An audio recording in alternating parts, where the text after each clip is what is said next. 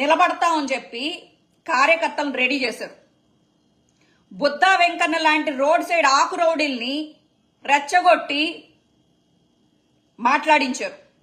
ITDP ఎంత స్ట్రాంగో తెలుసా అన్న? వాళ్ళ కార్యకర్తల్ని బాగా రెచ్చగొట్టి వాళ్ళు ఐటీడీపీ వాళ్ళు ఏం చేస్తారంటే గ్రూపులు పెట్టుకుని సోషల్ మీడియాలో యాక్టివ్గా ఉండి వైఎస్ఆర్సీపీ ఏం మాట్లాడినా అది అబద్ధం, అది తప్పు అని ప్రూవ్ చేయడంలో చాలా బిజీగా ఉంటారు. ఐటీడీపీ దగ్గర ఉన్నంత టెక్నాలజీ మైట్ బి దేశంలోనే ఎవరి దగ్గర లేదు అని కూడా చెప్పుకోవచ్చు. ఐటీడీపీ ఎంత డబ్బు తన కార్యకర్తల కోసం పోషిస్తుందంటే అసలు టీడీపీకి ఉన్న పవర్ ఏంటో తెలుసా జగనన్న? టీడీపీని టచ్ చేయాలన్నా ఎందుకు భయపడతారో తెలుసా? వాళ్ళ కార్యకర్తలనే, ఇంకా నేను ఒక మాట మాట్లాడను, వాళ్ళని తయారు చేస్తారు అలాగా. ఒక మాట అంటే సోషల్ మీడియాలో అది మళ్ళీ రెస్ట్రిక్షన్ వర్డ్, ఆ వర్డ్ వాళ్ళని కవచంలాగా తయారు చేస్తారు. వాళ్ళ చుట్టూ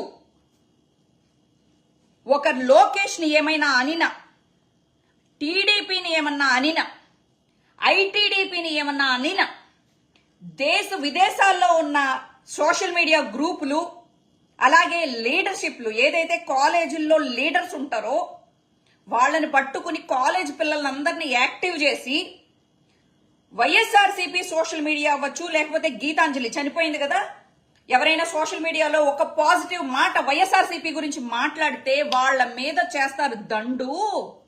ఇప్పుడు నేను ఎందుకు చెప్తున్నానో తెలుసా? సుందరకాండలో రావణాసురుడి గురించి ఆంజనేయ స్వామి వచ్చి చెప్పినప్పుడు రాముడికి అర్థమైంది లంక ఎలా ఉంటది, రావణాసురుడు ఎలాంటోడు, రావణాసురుడికి ప్లస్లేంటి మైనస్లేంటి ఒక ఆంజనేయుడు చెప్తే రాముడికి అర్థమైంది.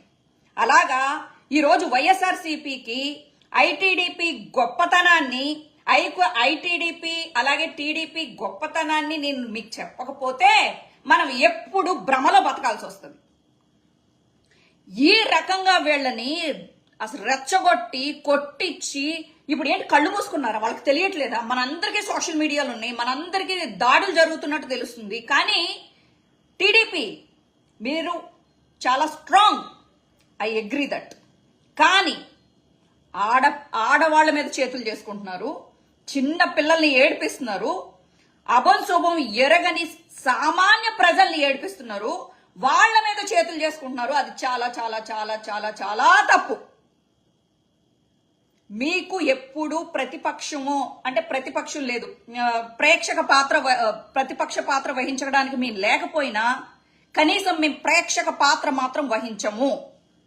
మీరు ప్రతిపక్షం ఉండకూడదు అనుకుంటే, మీ మీద ఓచకోత కొయ్యాలనుకుంటే పట్టాభి లాంటి వాడు, అలాగే చింతకాయల అయ్యన్న పాత్రుడు, అలాగే అచ్చెన్నాయుడు. అసలు మీ అచ్చెన్నాయుడు ఏమన్నాడు?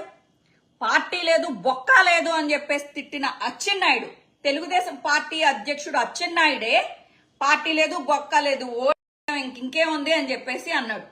అయినా లెగిశారు కదా. ఒక అవినాష్నో, ఒక కొడాలి నానినో, వల్లభనేని వంశీనో వాళ్ళు నమ్ముకోరన్నా? వాళ్ళు సోషల్ మీడియాలో వాళ్ళ కార్యకర్తల్ని రెచ్చగొట్టి ఆపోజిట్ పర్సన్ ని ఎమోషనల్ గా బ్లాక్మెయిల్ చేసి ఆత్మహత్య చేసుకునేదాకా వదలరు వాళ్ళు. అంత రేంజ్ లో వాళ్ళు ఎమోషనల్ అత్యాచారం చేస్తారు.